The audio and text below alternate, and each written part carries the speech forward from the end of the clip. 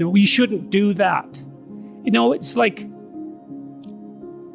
there's a sanctimonious authority that goes along with that that's the wrong tone. It's more like,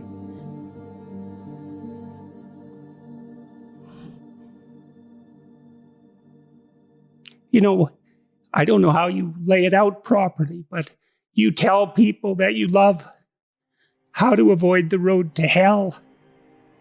And you don't do that because you're shaking your finger at them or because you're a moral authority. You do it because you don't want them to burn. And I think there's too much of the moral authority still in the church and not enough of the love that helps people avoid the fire. Tammy, my wife, has always taken the idea of truth very seriously. Her recent brush with death has deepened her religious sense and impelled her towards a life that's more consciously focused on service to others, her family in particular, but not only her family, people beyond the family.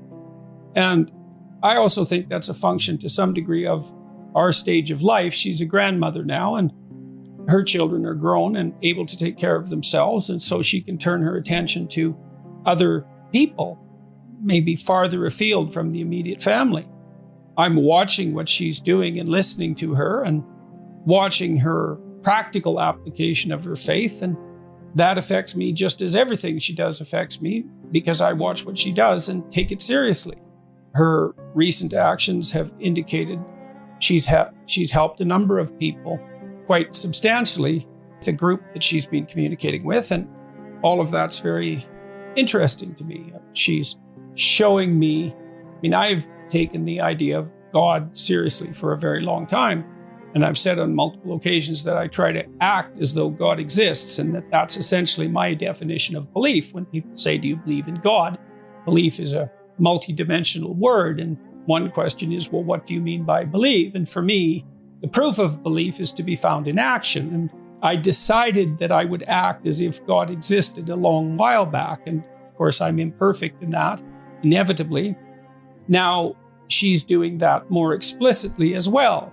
Not that she wasn't doing it quite well to begin with, but she's doing it more explicitly and also more within the confines of traditional religious conceptions. Although she's not attending church, she's associating with a number of people who are formally religious, and all of that's informing the way that she conducts herself.